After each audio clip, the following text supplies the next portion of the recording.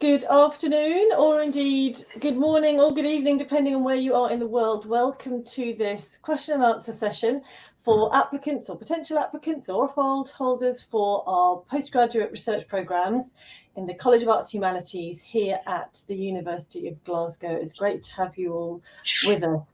My name is Professor Bryony Randall. I am a Professor of Modernist literature, so my field of academic specialism is Modernist literature. But I'm here in my capacity as Dean of Graduate Studies for the College of Arts and Humanities, and that means I'm the academic lead for all of our postgraduate research students across all of the many disciplines that we cover in the college in Arts and Humanities research. I'm joined today by three of our students who are going to be able to help answer questions and give that authentic student on the ground experience. So what I'm going to do first of all is just to invite them all to introduce themselves. The chat is open and the questions are open, so we are really here to answer whatever questions you have and to be led by you. So do make use of that, and we love to hear also where you are in the world and where you're joining us from. But I'll ask everyone to introduce themselves, just say who they are, what stage they are in their studies, and what their research project is. And the first on my screen is Jessica, so I'm going to hand over to Jessica. Hi everyone, it's great to be here with you today. So as Bryony said, I'm Jessica Leeper. I am at the final end stage of my PhD, working on my corrections, and my topic is 6th century, so I'm a medievalist, but I also do an interdisciplinary approach called the cognitive science of religion. Fantastic, Jessica. We might get a chance to hear a bit more about Jessica's very interesting project in due course, but thanks very much, Jessica. Next on my screen is Nathan. Hi everyone, I'm Nathan. I'm a first year PhD student in applied linguistics, doing a project on intercultural communication among students in seminars. So I'm now in the process of writing my literature review, so it's quite early for me. Fantastic. So students are the subject, you are both the subject and object of your research, Nathan, in that you are studying students interaction. Fascinating. That's great. And Ashley is also with us. Ashley, do introduce yourself. Hi everyone, lovely to meet you. I'm Ashley Brown. I'm a SAGSA-funded first year PhD student. I'm looking at masculinities or presentations of male behaviour in Scottish universities from about 1560 to 1610. But yeah, so I've just finished writing a redrafted version of my introduction, so we'll see where I go next.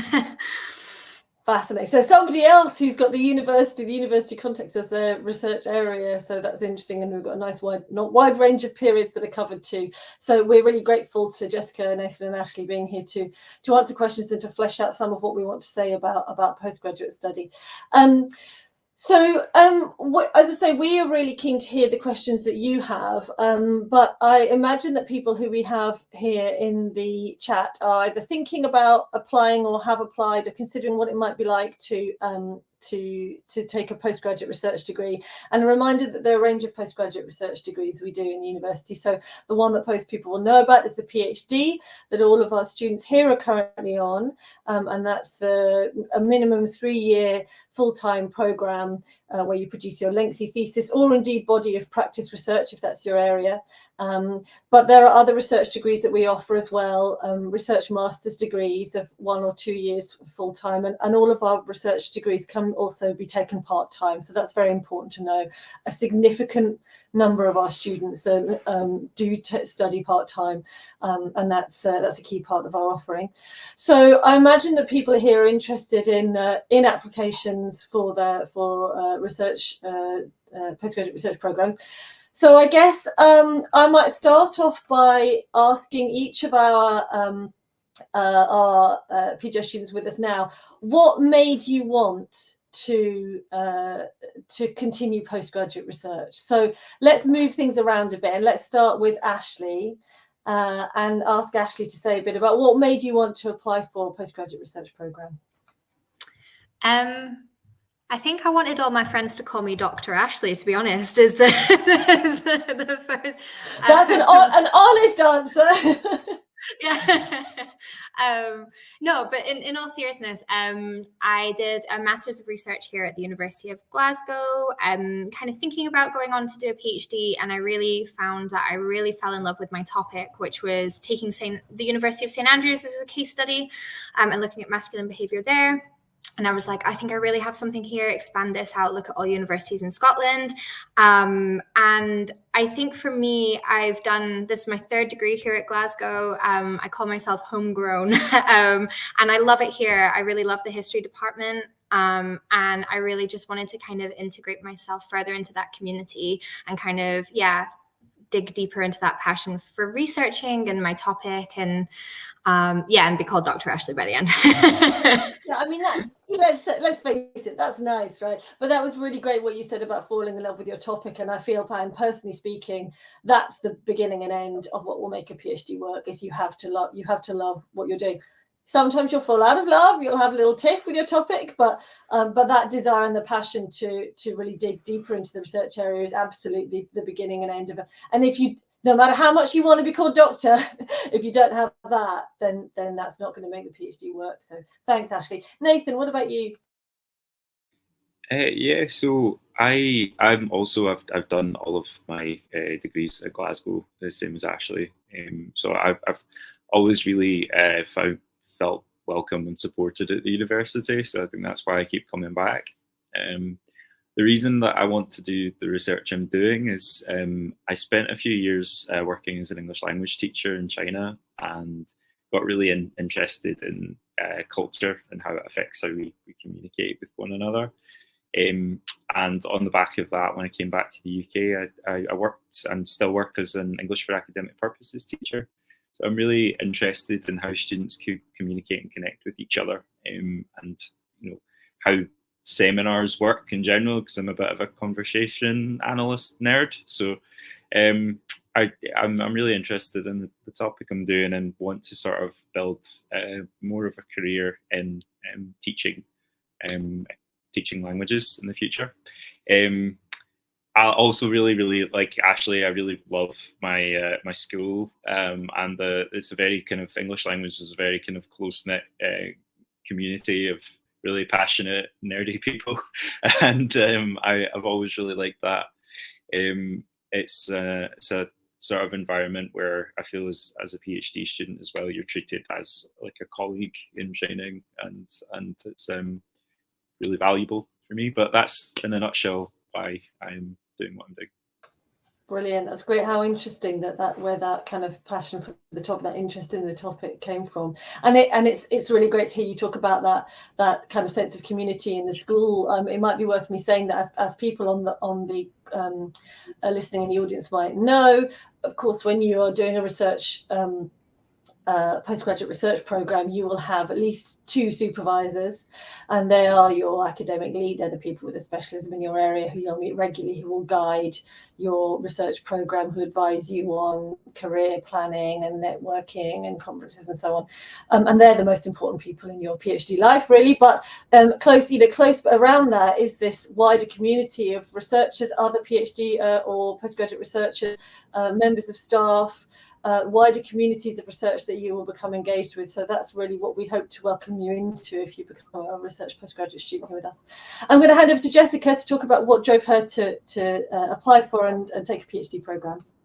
Yep. So I am an international student, actually. So I did my undergrad in the States, and then I came here for my postgraduate, taught in Masters of Literature. And I came as an early modernist, actually studying in the Reformation. But during that time, I got to take other courses with different lecturers and professors within my department. And that's where I was able to meet my current supervisors. And they introduced me to the cognitive science religion. And that's where I converted from a Reformationist to an early Catholicist or early medievalist. Great. It's very interesting, the paths people take. And I think, any kind of research, but even, and postgraduate research, PhDs, they don't necessarily take the course you're expecting, and you can start out with one area in mind, and you know, it will grow organically into something else, or your eye will be caught by something else. So very interesting. There's a great question in the chat from Butterfly Moon 87. Thanks for the question, Butterfly Moon, who says, I'd love to hear a little bit about how your typical week looks as a PG. What sort of variety of work? Do you have a job alongside it? And so very interesting question, if there's anything such thing as a typical week. But maybe I'll ask, we'll get a variety of responses, no doubt. Let's start with Nathan this time and see if Nathan can give a bit of a snapshot. Yeah, sure. So I actually do have a little job that I do alongside this that I sort of have been doing for a few years, and I reduced my hours when I took on my PhD. I only work about 5 hours a week, so nothing too intensive. In terms of my actual research, I think the way that it's worked for me is I've tried to sort of, just out of habit, try to stick to the kind of 9 to 5 or 10 till 6 kind of routine. Doesn't always work, I'm not gonna lie. I don't always like achieve that, but yeah, a typical week, I tend to work Monday till Thursday, and then I get I work my PhD Monday till Thursday, and then I try to get my all my other work done on a Friday. So I try to stay within the Monday to Friday kind of thing, and obviously when I'm sort of gearing up to submit a piece of writing to my supervisors, that might spill over and things get a bit chaotic and crazy. But that's my typical sort of work week, and I'm doing things like, because I'm quite early into my project, I'm just reading a lot. So I'm kind of trying to develop a literature review, reading more than I've ever read, and just putting together, just fleshing out the projects a little bit more in these stages. But yeah, that's kind of what I'm up to in an average week. Brilliant. It's so great to hear you talk about that, to think of it as a kind of 9 to 5. And I think it's, you know, it's really important, because, you know, research can be totally consuming. Your PhD can be completely consuming. And we're really keen in the college to emphasize that it is part of what you do. You know, you are a postgraduate student, but you're also, you know, a musician or a parent or a carer, or you have a job, or you do other things. And to try to keep that work-life balance is so crucial for the sustainability of, for your own well-being primarily, and then for the sustainability of the work you're doing. So but you're right. I mean, it's like anything, we have work deadlines, sometimes time gets squeezed, but that's really interesting to hear. Jessica, do you want to say a bit about how your week, and I know you're at the other end of your PG study, so you can, you know, pick what was a representative week or how things are now. Anyway, give a flavor. Yeah, so my week looks much differently than it did when I first started. In the beginning, I was really focused on the research and the writing up. I do work as a tutor both within the history department and student learning development. And then about a year ago, exactly almost March 2023, I launched my own business. So I'm now an entrepreneur. So my typical week would presumably be Monday through Fridays, but because I've added the extra element of the entrepreneur, I work 6 days a week, but that is a very rare case. And I am a workaholic, so I should really know that that is not typical of every PGR student. Thanks, Jessica. Yeah, so just as an example of what give me a chance to pause and say what PhDs can lead you on to. Obviously, many of you here might be thinking about PhDs leading to an academic career, and many of our graduates do, but only about half, possibly less than half, will proceed to an academic career. There are so many other things that a PhD and a research postgraduate degree can lead you to, including being supported through the University of Glasgow for the Student Enterprise Project, which Jessica is part of. So many things that a research postgraduate degree can prepare you for, the skills, the training that we deliver, obviously the expertise in research, but way beyond that, there's really value by employers and for startups as well. Okay, Ashley, what about you? How might a week look for you? I just have my diary here, and I think something like that is currently what my week looks like. I'm a bit like Jessica. I'm a bit of a workaholic. I also have an amateur theatre company with my husband, so that's something that we do on the side. he also tells me that I take on far too much. So when I tally up everything that I'm doing, I really see the PhD as being, it's not just the research, it's so many more opportunities outside of that, particularly being in the College of Arts and Humanities. There's so many opportunities, internships, tutoring, as Jessica mentioned, which I also do. Kind of extra research projects or kind of extra things to get stuck in. Having both been a student at the University of Glasgow, but having done jobs elsewhere, I'm really aware of the kind of advantage you have of being associated with an institution, the access to resources, materials, mentors, guidance that you have. And so I'm trying really hard to make sure, not to overwhelm myself, but I'm trying really hard to make sure that I'm kind of making the most of every opportunity in the PhD. So I do a lot of volunteering and this and that. So I think that my week to week looks completely different every week just as a result of that. I'm also a disabled student, so my health is something that I have to bear in mind and kind of mitigate with. So some weeks I may do a bit of a 9-5 Monday to Friday, and some weeks it'll be like a Monday, Thursday, Saturday, just depending on what my health is like and what other things are going on. Thanks, Ashley. Yeah, that flexibility is obviously such an appealing dimension of the research programme, and it's personally useful to mention that people might not be aware that in the UK, unlike in other international contexts, there isn't a taught element to these research programmes. You're apart from the MRes, I should say, which is a very particular kind of hybrid, but for a PhD, there's no taught elements. You are in research from the beginning. What there is training, and there's a very comprehensive suite of training, skills training workshops that we run at the college level and at the university level, and they are to give you the research skills you need to succeed in your PhD, how to edit your own work, how to write a literature review, all of those things, but also the broader research skills like public speaking, general public engagement, working in teams, managing, but all kinds of things. So but that's, as I say, that's training in the skills that you need. There aren't taught classes. There's none of that with a PhD in the UK. You're straight into your research. But yeah, it's very interesting, Ashley, hearing you talk about that, the importance of flexibility, and I think that's a really important point. I'm going to pick up on a question we've got from Emma F, which is sort of along these lines, who's asked, is it doable to have a part-time job 3 days per week at the same time you're working towards your PhD full-time? I'm going to say I would strongly discourage 3 days full-time plus a PhD. The assumption, if you're doing a PhD full-time, is that it is full-time, which still these days means an assumption of pretty much 40 hours a week, 9 to 5 or whatever, however it fits around you. That makes 8 days a week, and that's too much. Now, I'm not saying that people don't attempt this, but I don't think it's in people's best interest in any way. I think it's much better for people to be on a part-time program where you can progress in a more sustainable way towards your goal, rather than trying to fit in too much and risk burning out, or just the risks that are involved there. So that my TLDR is no, but I would strongly advise against it. As I say, the part-time option is there. Many people take it. People sometimes hear, and I speak as a person, I opted to move to a 4-day week out of choice as a senior academic for my own work-life balance. People see part-time as signifying something lesser. It absolutely isn't.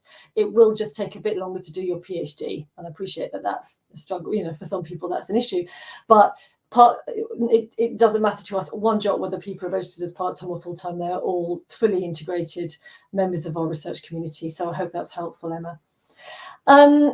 I've got another question from a smiley face who asks, is it possible to start the PhD immediately after doing a master's program at Glasgow as an international student? I'd love to go on to do the PhD directly, but I'm concerned about funding or timeline. So there are sort of two parts of that. Yes, it's possible to start the PhD immediately. You can still apply now to start in October. As you all know, or you may know, you're sort of implicit in your question, that you've missed the deadline for the main funding round that operates, that provides scholarships for the students here in the College of Arts. So I'll say a little bit about that. The main scholarships that we are able to, that our students are able to apply for, are all administered and run by something called the Scottish Graduate School for the Arts and Humanities, or as we call it, SAGSA. The Scottish Graduate School for the Arts and Humanities is a consortium of universities in Scotland, and the SAGSA runs training and development and support for students, but it also administers the scholarships. And the application timetable for that is challenging. So the deadline for applications is the December before you start in the October. So that's why you might have become aware that you've missed that round. We are, among Scottish universities, pretty successful in getting those. We are top or joint top, or have been the last few years. What that means, though, just for a reality check, is that we have averaged the last few years of something like 18, 19 scholarships across all of the disciplines in the college. And when you know that we have in excess of 550 students in the college, you can see what a very small proportion of our students are funded that way. There are other scholarship routes that it's important to be aware of. One of them is the James McKean Smith PhD Scholarship for Black British students. That was set up as a response to our Understanding Racism report that was done in the university, and some active work and actions to address some of the imbalances in our research community. And again, there are four scholarships a year at the moment. There's also the Carnegie scholarships that haven't run this year, that we hope will run again. And there's also the China Scholarship Council scheme for people whose national identity makes that possible. But I have to be honest and say that funding for PhDs is extremely challenging. If you're able to get funding from your own national context, if there are in countries, if your own institution or if your government have funding available, that's great. And there are other little pockets of funding available. If you look it was flashed up earlier on, it'll come through again. Our scholarship database, there we go, our scholarship database, there may be little pockets of funding that you're eligible for, but it is very important to know that most of our students are self-funding, and that will be the case for any UK higher education institution in the arts and humanities. It's just the way things are. So I strongly encourage you to look into it. We're successful in getting those scholarships, but it's important to be realistic about a contingency plan if those don't happen. I wonder if I might take maybe Ashley, because you are a recipient of a SAGSA scholarship, so maybe you could say a little bit about the process and about all of that. It might be useful for people to hear. Yeah, absolutely. So I started my MRes, which, as Bryony said, is like this hybrid research course at the university in 2021. /2 here at the university, and decided that I wanted to apply. So I basically started my MRes in the September and had to immediately start pretty much working on my funding application for that winter. I got placed as a reserve in the first round, went through in the second round, was placed as a reserve in the final stage, and so was not a recipient of funding the first time. Was very upset, obviously, that I didn't get funding. It is just in terms of the amount of work, you're looking at about 40 hours work into one application. It is a big process on juggling on top of, whatever degree you're currently doing or job or whatever. And you really have to have a very watertight proposal. You have to have your thesis question, your kind of general research outlines. You have to have done a bit of reading around the subject in order to be able to reference material and that kind of thing. You also, and this is not a lot of people know this going into it, you also need to think about things like training needs. So you have to kind of say, I feel competent enough here, but this is where I feel I could be pushed a little further. I maybe need to pick up a language. I maybe need this skill in order to help me carry out this research. So you have to consider those as well. You also really have to find the right institution and right supervisors, because that's something they rate your application on. So for me, Glasgow has the Centre for Gender History. So doing gender history, that was ideal for me. My supervisors are top in their field, really well established. So for me, Glasgow was the right fit. But don't try and shoehorn, if you really say like Glasgow as a place, but it's not really gonna match up perfectly, then it's better to look elsewhere. Or conversely, you know, if you're looking somewhere else and you want to come to Glasgow, please come to Glasgow. So then after not getting it that first round, to be perfectly candid, I feel like I'd just gotten over the whole emotional roller coaster of not getting it before I had to reapply. So that's something to bear in mind, is that it does take it out of you, and it is quite a lot, particularly as life doesn't stop in the background just because you're applying for a funding application. But I was successful this year and managed to sail through the round, so I'm very lucky. Obviously, I put in a lot of hard work, but a lot of it does come down to just right timing and placement, because as Bryony said, there are so few places, but if you can make it, it's a real achievement. So I would encourage applying, because for me, working while I was doing my PhD wouldn't have been possible. So funding was really my only option, but I'd recommend not considering funding being your only option, as Bryony said. Great, that's so helpful, Ashley. Thanks very much. I mean, it is really important to be aware of that context and the kind of the challenges and demands of SAGSA.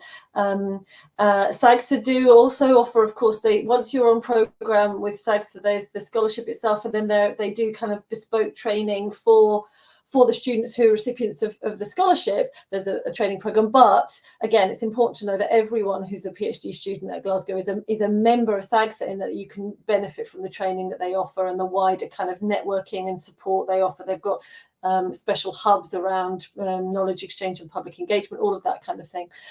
So we absolutely do encourage you to apply. An absolutely crucial thing, and I see some great questions coming through, which I'm going to come to. A really crucial thing I do want to mention, though, is, of course, it's imperative for a successful scholarship application that you have the full engagement and participation. You work with your supervisors in preparing that, because, as Ashley says, fit with the place is crucial.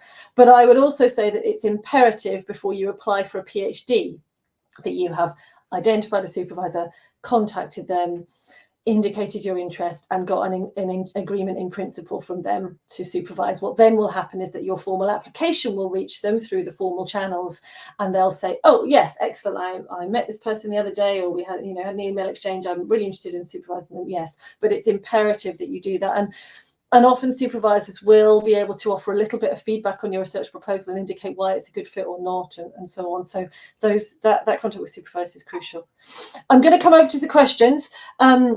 Butterfly Moon has another question. Are applications with the practices research element welcomed, looking at facilitating creative writing in community and creative health settings?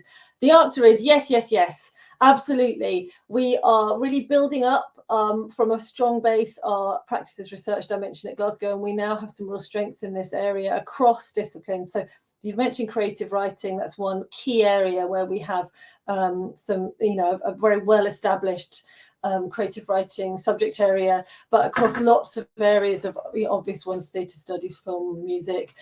Practices research is absolutely part of what we do, and there's dedicated training around that, and there's a range of expertise that you can draw on. So, as I say, yes is the answer. Thanks, Butterfly Moon. Balkis Al-Kadi has a great question that I'm going to hand over to our students to answer. Advice on how to prep for your time at Glasgow, especially the first few weeks as a PhD student. So, Jessica, can you cast your mind back that far? Yeah, I think my best advice is get involved with as many things as possible. There's the PhD Society. Each department usually has like seminars that they put on. Just go, go, go, because that is how you build your own community, and that's how you have your cohort that you can go to for both that research support, but also just emotional support of like, I just need to talk to you about my research and how it's going. You might have got feedback and you're like from your supervisor and you just need to talk to someone. So just put yourself out there and be active and make a community, because I think it'll really help build that network for you as you progress more and more in your stage. Fantastic. Great advice, Jessica. Nathan, anything that you'd add on that question? Yeah, I'd agree. I think that especially because as a PhD student, you're doing like probably more independent study. If you go through from a top program to a research program, you do need to connect with people more, and like forge that feeling of community, because it's a little different from like a top program, and well, in my case, what I was used to. I think for Glasgow specifically, I would say one thing I've noticed just from a lot of my friends are international people.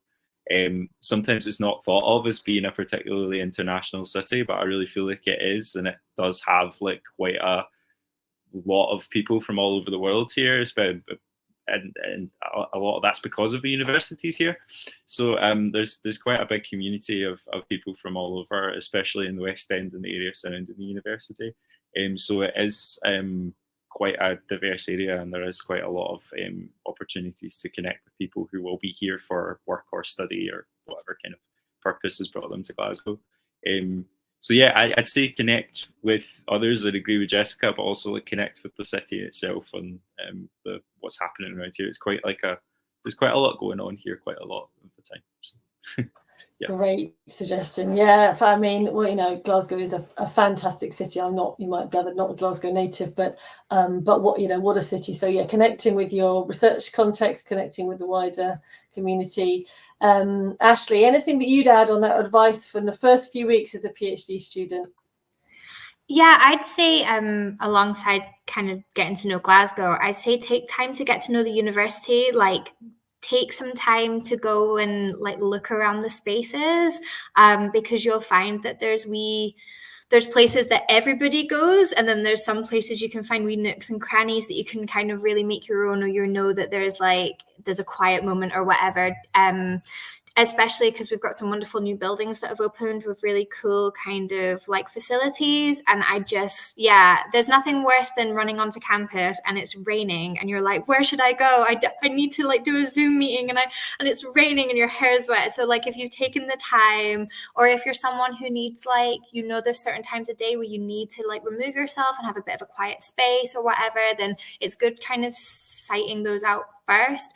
I'd also say in terms of the community and stuff, like practice kind of building up that confidence for just approaching people like staff members and stuff, just because some of the best interactions I have with people are from staff members, and just them being like, oh, have you read this book recently? Or here's another article that I think you might like. And they're not people connected to my field at all. But it's just really nice having, like Jessica saying, building up that community. But don't think that community is just limited to other PGRs as well. Like we also have a huge amount of undergraduates and top master's students who are wonderful to engage with as well, and there's a lot of opportunities to kind of have that cross years fertilization. So yeah, like really expanding and kind of building up that confidence and speaking to people, I'd say.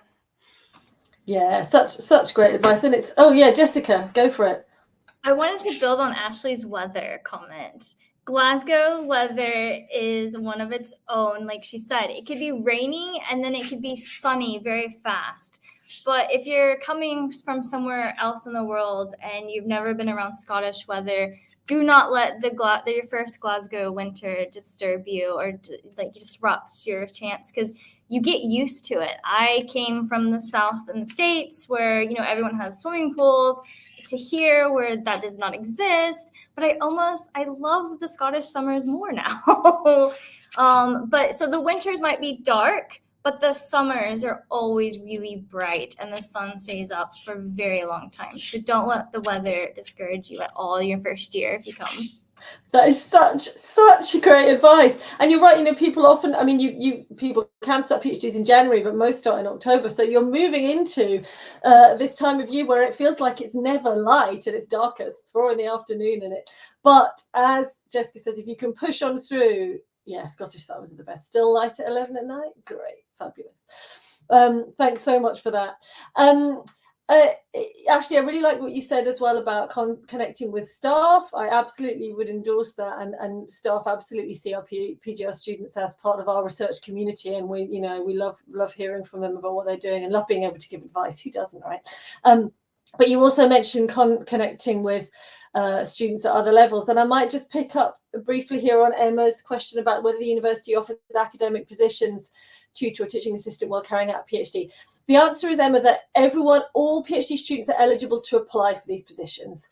And most PhD students do some teaching. We call them graduate teaching assistants. So you're usually teaching what we call pre-honours, so that's usually first or second year students in obviously the relevant subject. There is obviously, as you'd expect, an application process. We don't just let any old person go in and start teaching, but most of our PhD students do find that they have the skills and aptitudes required for that. And then people will usually do that probably pick it up in second year through till then third year. And it's a really great, it's obviously fantastic experience if you want to become an academic, but in all kinds of other areas where teaching or presenting to people or conveying communication and any of that is involved. So the answer is yes, everyone's eligible to apply, and most people do that. Everybody, Jessica, you've got experience of GTA teaching, of course, quite extensive experience, I think. Yeah, so I've done 6 years in the history department, and I've done a year and a half in student learning development. Now that was a different that was actually like you had to apply and there was a group interview.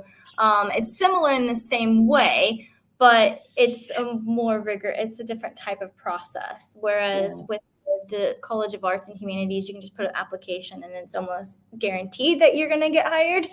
But the experience has been really worth it. It's progressed my career development. So I do encourage people to, even if you just do it for maybe a year, to put yourself out there and try to gain that experience within the classroom from a different side, from the teaching side versus the student side. And can you say a little bit, Jessica, about what you do, what student learning development does and what kind of teaching you're doing in that role? Yeah, so student learning development offers writing advice for students. So I mainly work with undergrad students and postgraduate taught students. Now there is a postgraduate research advisor that you can go to at any point if you need writing advice for your PhD work. And typically what we do is we do 1-to-1 30-minute sessions, and they're free of cost, so they're eligible for any student. And then there's also writing workshops as well to go to. And again, this is also provided for PhD students.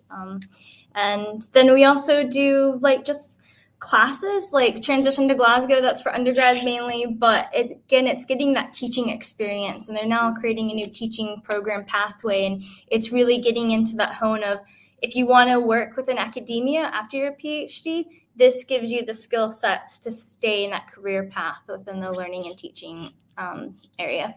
Great. Yeah, that's really helpful to know. So so that's useful to just re-emphasize what Jessica said. So she's providing learning support, things like writing support to undergraduates, but we also have a dedicated PGR writing advisor, because everyone can do with help with writing. I can do with help with my writing. Everyone can improve their writing, and we have that resource available. So which is really helpful to have a dedicated member of staff with that expertise in that area. There's a question here that I'll hand over to you guys to talk about, from Ashari Al-Gamadi, excuse me if my pronunciation is a little off, who's asking, can you speak a little bit about accommodation and cost at Glasgow? Who can tell me about that? Is there anyone who's going to jump in to volunteer some information? So I can speak a little bit to this. So the university obviously provides some accommodation. So I stayed in halls when I was in the first year of my undergraduate degree, but the university has postgraduate specific accommodation. So there is kind of, ring-fenced accommodation for postgraduates, for students. Obviously, there's limited availability because we have so many more undergraduate students, but there is postgraduate accommodation. Generally, and this is going to be the case for most UK cities, you have to be ahead of the game when it comes to finding accommodation, just because of the cost of living crisis and the impact of COVID on house prices and rents. So I would say, again, what I was saying earlier, put yourself out there, meet people. There's lots of forums for not room sharing, but flat sharing. So you can meet other people who are in similar positions, other students at Glasgow or other universities in Glasgow, because there's not just the University of Glasgow in Glasgow, we have other universities as well. So you can kind of share flats. The SRC, which is our Student Representative Council. So every student in the university is automatically a member of the Student Representative Council. They they have help on their website about finding accommodation as well. And they also have a dedicated advice team who will also chat to you about accommodation amongst other issues. So it's like a bit like the funding situation. It's like, it can be a little bit bleak, but if you kind of are proactive, get out there and kind of know what you're looking for, then actually you'll probably be fine. Yeah, I mean, I think that there has been, I think people are probably aware of some of the difficulties there have been with student accommodation across the UK, dating back a couple of years. In Glasgow, I think we feel like we've got over the other side of that. My sense is that, Glasgow, it's not the cheapest city in the UK, but it's certainly not the most expensive. Certainly not. It's cheaper than Edinburgh, but possibly not by much. I don't know, but my view is it's a value for money city, given what you're getting and some of what Nathan's alluded to there. I don't know whether there's anything else to add on that accommodation, the cost of living at Glasgow, what your experience has been, Nathan or Jessica, if there's anything to add there.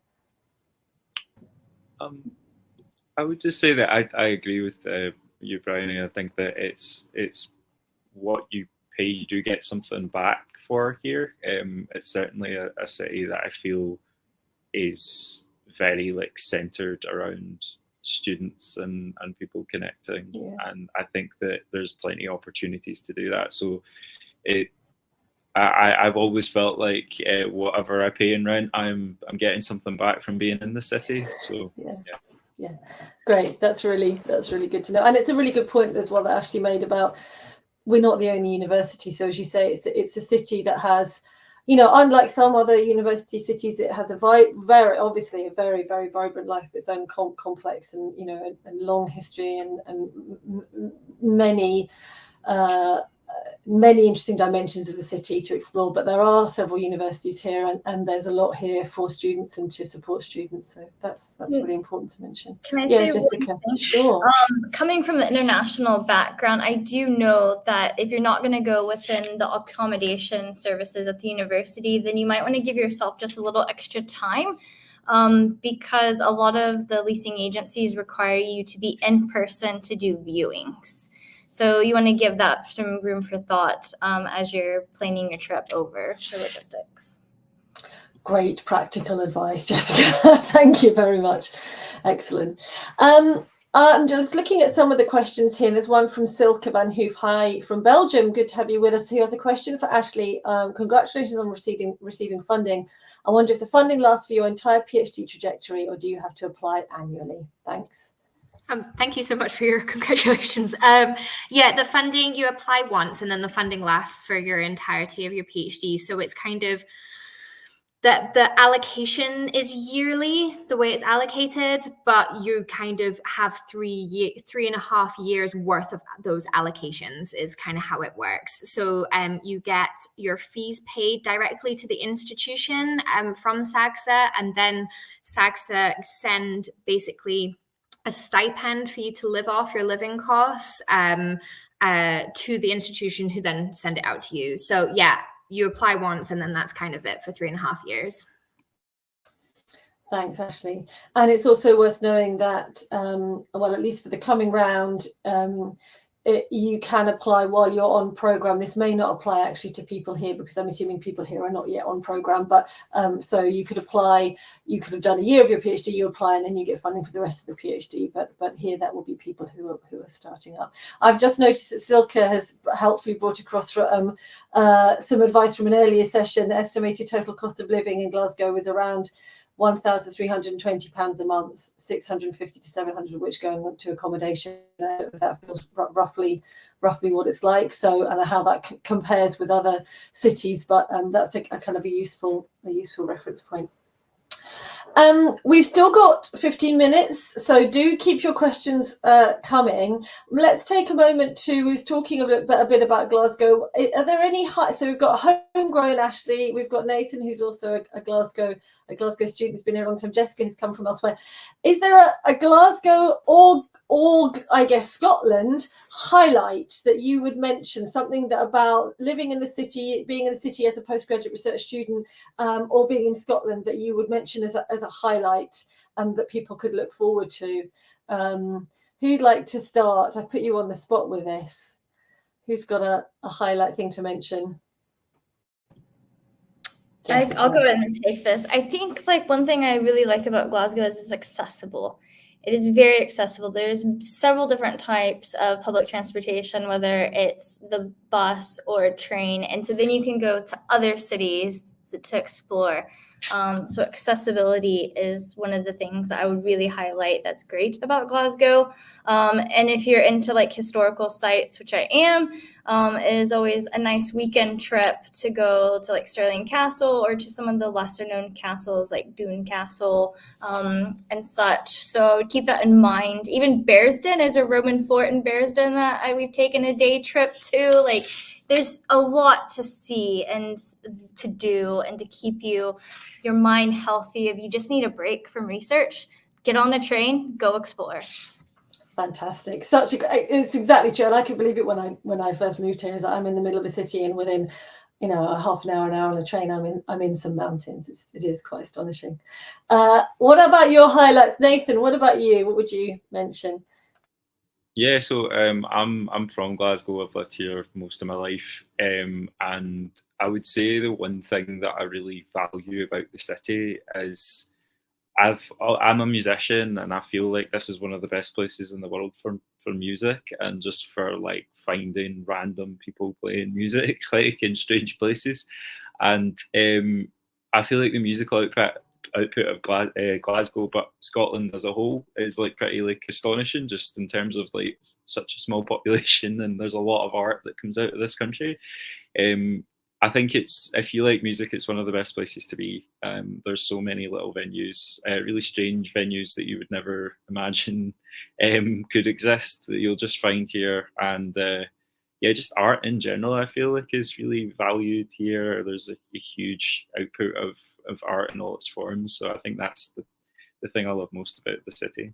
Yeah, I really, that's really interesting. I mean, you can find some people playing music in the quirkiest, the most interesting places. But I certainly noticed that, again, as I say, moving to Scotland a number of years ago now, well over a decade ago, getting on for 2 decades ago. But that valuing of creativity, of experimentation, of connection, that obviously, as an arts humanities researcher, you're doing your own specialist research, but it means you're in a broader culture that sort of gets arts humanities as being important and valuable. One of our colleagues has just reminded us in the chat that the city of Glasgow was the first UNESCO City of Music, and that sits on a long legacy of Scottish music culture, and one that's continued. So, we should have asked you to get out. I don't know whether your instrument and give us a tune, Nathan, but maybe another time. I don't know if we'll have time for that, but no, maybe another time. Ashley, what about you? What would you mention as a highlight about Glasgow? For me, it's really a toss-up between the range of food and drink that you get in Glasgow. Like, particularly, I eat vegan food, so going out in Glasgow is much better compared to a lot of other places in the UK. But there's always somewhere new to try, and if you're a bit of a foodie, that's really good. So it's a toss-up between that and then just the general vibe, to be honest. Like, I find that Glasgow's a city that doesn't take itself too seriously. Like, I find that it's got a good pace and a good rhythm, and it's very welcoming. I think Glasgow used to have a bit of a reputation for being quite unfriendly, but I've never found that to be the case. I think, as Nathan was saying earlier, it is really diverse and international, the communities around. And you just speak to people and people take you seriously and are just kind of genuine. And I think that's really nice because, going around to some other UK cities, I think the vibe is really important when you're deciding where you want to live and study. And I'd definitely recommend Glasgow. And again, just speaking from a personal point of view, sorry, Jessica, did you want to jump in? You go.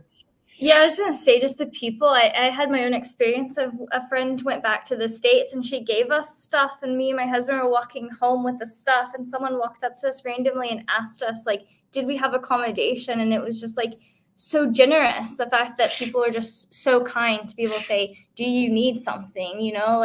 That just, like Ashley said, sometimes that doesn't happen in other places. But if you look like you're lost and you're not finding your way, people will stop you on the street and say, can I help you? And that is one of the things that I really like about Glasgow is I think the motto is people make Glasgow. People make Glasgow. Yeah, and it's so true. It's so true. Bryony, can I say something really fast? Please. I see that there's 2 questions in the chat that might have gotten lost. And because Glasgow is a former shipbuilding city, I want to point out Tony's question. And I don't, it has to do with church history. Yeah. And is there any access courses in theology? Yeah. So what I would say there is, Tony, is that the vast majority of our students have a taught masters. That's in a sense the access to a PhD. There are, in some cases, people who come to us without having a taught master's degree. So 1-year taught masters where you do a series of courses and a dissertation. Sometimes people come to us with that, where, for example, they have worked as a curator in a range of museums and have written research papers that demonstrate their ability in research. You have, in order to succeed on a PhD program, you have to be able to demonstrate a certain level of skill in research, and that's demonstrated by the dissertation component of a taught master's. It would be wrong for us to take people on without them being able to demonstrate that, because it wouldn't set them up to succeed. So when you ask about an access course, as I say, in a sense, and the access for a PhD would be a taught master's. If you're looking at a research master's program, that is again, normally the kind of access to that would be an undergraduate degree, but it's very much a case of speaking to a supervisor for them to understand your particular context, because where people have got a real wealth of relevant professional experience, or just experience that they've acquired through other aspects of their work. You mentioned church history. Maybe people have been involved with their church for a long time and have acquired understanding through that way. Then the important thing is to when you're in that situation, contact a supervisor so that they can understand where you're coming from, what your skills might be, and then have a discussion about whether you're ready to apply, what kind of program might suit you. So yeah, thanks for flagging that. Jessica, was there something else that you spotted? Yeah, there was a question. It was for Ashley, but I can also help answer this if we want to kind of team up on this question. But it's support offered for disability students. So I am also registered with Disability Support Services, and I came registered, but the university helped me get diagnosed with specific learning difficulties and then offered additional support for me after that with my research. So you just have to contact the Disability Support Services, and I found that they've been really, really helpful for myself. And I'll hand it over to Ashley to share her story. So you get something called DSA, which is Disabled Students Allowance, if you're registered with the Disability Service, as Jessica said, and then however you're getting funding. So for me, it would be SAGSA. SAGSA pays for my Disabled Students Allowance. So that money is, you're kind of assessed based on your needs and what you need to be able to, do your course to the best of your ability. So, whether that's getting equipment, or whether that's mental health support, or whether that's kind of like extra time in examinations, or even as simple as like your supervisors just being aware and having structured conversations in a certain way, or having communications done in a certain way, just so that you're more comfortable. So DSA obviously covers kind of the practical things that the money, like paying for the mental health support, paying for the equipment, but then the disability service can set up things like those support structures in place. I think that's kind of like the financial aspect, but generally the disability service is really there for you. And I think it's also important to say as well, like, obviously I can say this and other people might not be comfortable, but if you are comfortable doing this, then don't be shy about it. Like, just say, this is what I need and this is how I need it. Because if you don't say anything, then people don't know, is my experience. And if you do say things, then people are really generous and helpful. And it's just about kind of signposting and signaling, and then you'll get what you need. So for example, like, I've been given a spot in a great office with an ergonomic chair and everything that I need because I signpost that and was clear about it. So that's kind of what I'd recommend. Thanks so much. Thanks so much to both of you for sharing that. I think it's incredibly important. And we do, you know, I mean, as all universities will tell you, but we, you know, it's absolutely genuine. It's a real priority to make our college as inclusive as it can possibly be, across all dimensions of protected characteristics and including disability. And we're working hard, we're working hard on that to keep improving the provision. I know there's particular work at the moment around neurodivergence that is important to us, but it's absolutely crucial, as Ashley says. We have a fantastically skilled disability support service who are really able to provide targeted support to you, but making sure that when you arrive, if you know you have a disability, to register with them. And if you think you might have one, as Jessica's described, she got support to get a diagnosis while she was here. So that's really very important.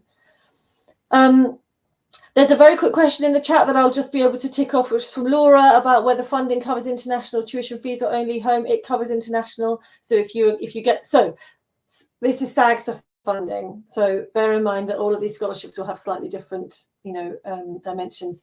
So James McKean Smith will cover international and home. Oh, beg your pardon. James McKean Smith is only for home students, is only for British students. But SAGSA will cover international and home fees. So that's your answer for that one. We are coming to the end of our hour. Is there anything that I haven't said that you think is really important for any of you to share with potential applicants? Jessica. So study space might come up as in your first year.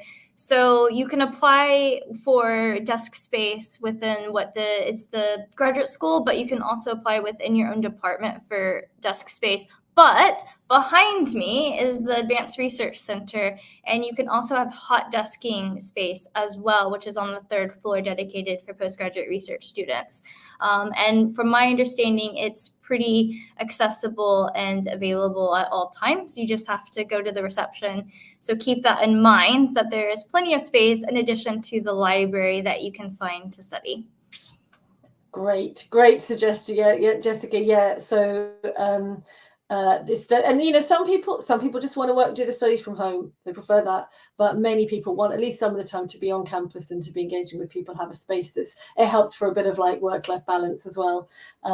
So thanks for that. Nathan, Ashley, is there anything that you would like to share with people at the point of applying or possibly joining us in October? Anything I've missed? I'd just like to say that, the application process, everything, you can be applying for a lot of things. It can take a lot of time, but it's so worth it. Like all of it is so worth it. Research is worth it, and being a part of a wider research community is amazing. And it's just stay motivated. It is worth it. Yeah, it's a marathon, not a sprint. The PhD, it absolutely is a marathon, not a sprint. And you pace yourself, and you'll be ups and downs. But that's just fantastic to hear, Nathan. Thank you. And Ashley. Yeah, I just say, as someone who suffers from anxiety, own your space, own the fact that you, as Nathan says, this is worth it. You're coming here because you have this passion and this dedication, and by the end of it, you're going to be the expert in this thing. So I just really say, create that space for yourself, and don't be overwhelmed by hearing other people working at different paces or other people doing it differently. This is a very individual journey. As much as we can talk about communities and engaging with people, it is really about you and what you're doing. So I think, own that, because sometimes it can be a bit intimidating when you start and you're like, oh my God. But actually, once you get into it and you create that space for yourself, it gets a lot easier. That's such a great point. And you're absolutely right. Like every PhD journey is absolutely unique, and it's easy to get concerned and worried. Everyone's doing a PhD is also an overachiever, so everyone's a bit everyone's a bit try hard, works hard, perfectionist. Everyone's looking around going, am I good enough? And you know what, you're kept right by your supervisors, by the process we have for making sure that you're keeping up with progress each year, for the other support structures around you. And it's, that's really important to have a bit of confidence in yourself and stick to your path and be guided by the people around you who are all rooting for you to succeed, because that's the aim here. Is that's what everybody in the College of Arts Graduate School is rooting for you to do. That brings us up to 3 o'clock. So I really appreciate everyone's time time. Thank you so much to Jessica, to Nathan, to Ashley for your time today. It makes such a difference to hear from students, their experience. Thanks to everyone who's been here, who's asked questions, and we really look forward to seeing your applications and hopefully welcoming you to Glasgow in due course. Thanks very much, everyone. Bye.